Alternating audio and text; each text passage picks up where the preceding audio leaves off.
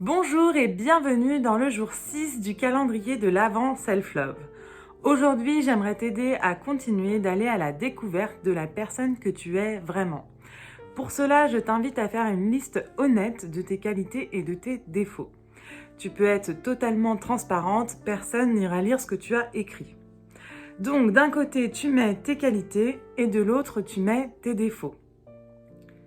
Je te laisse mettre la vidéo sur pause pour te permettre de faire l'exercice en même temps. J'imagine qu'une fois la liste faite, tu es plutôt à l'aise avec les qualités que tu as notées et ce n'est sûrement pas la partie la plus difficile de l'exercice. Quoique si tu manques d'estime pour toi, il est peut-être difficile d'aller trouver des choses positives à dire sur toi. Mais je te laisse prendre un peu plus de temps parce que c'est sûr, tu es une belle personne et tu as des qualités. Donc maintenant, allons voir ce qui se passe du côté de la liste de tes défauts. Déjà, quand tu observes cette liste, qu'est-ce que tu en penses? Est-ce que ce sont des défauts que tu trouves graves? Est-ce que tu te juges par rapport à ça? Est-ce qu'il est difficile pour toi d'admettre que tu as ces défauts? Et j'aimerais surtout te questionner sur le fait de est-ce que ce sont des défauts qui t'appartiennent vraiment? Je m'explique.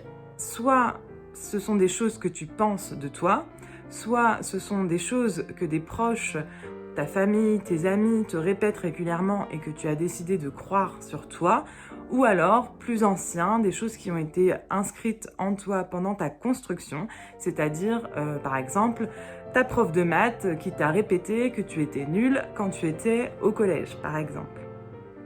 Voilà, j'aimerais que devant chaque défaut, tu puisses noter de façon honnête, est-ce que c'est toi qui penses ça?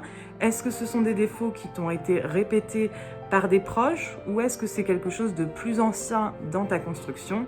Voilà, je souhaite que tu mettes à côté de chaque défaut si ça t'appartient ou à qui ça appartient vraiment.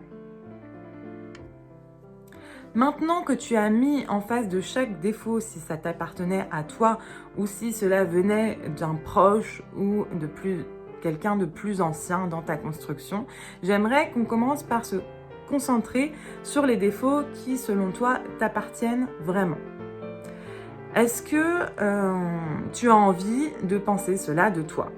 Et est-ce que c'est vrai? As-tu des exemples particuliers en tête, des choses concrètes où ce défaut apparaît, quelque chose dans la vie qui s'applique vraiment?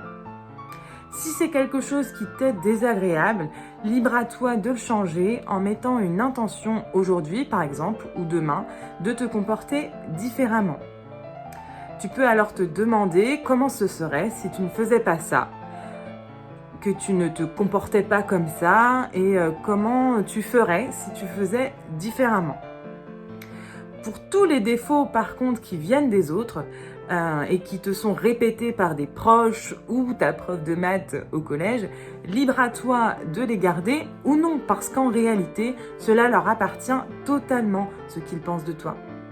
Ils ne te voient qu'à travers leur propre filtre et si oui, ta prof de maths, elle t'a répété que tu étais nul, ça lui appartient totalement. C'est un jugement qui ne vient en rien enlever quoi que ce soit à ta propre valeur. Elle est en train de juger un poisson qui essaierait de grimper à un arbre et peut-être que les maths ne sont effectivement pas ton talent, mais tu en as d'autres et j'espère que d'ici la fin de ce calendrier de l'Avent, tu auras trouvé tes talents, ce qui te rend unique et tu pourras enfin t'aimer à ta juste valeur.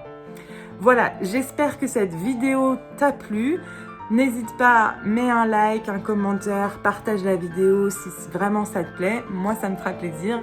Et je te souhaite une belle journée. Je te dis à demain pour une nouvelle vidéo du calendrier. Et je te fais plein de gros bisous. Passe une belle journée.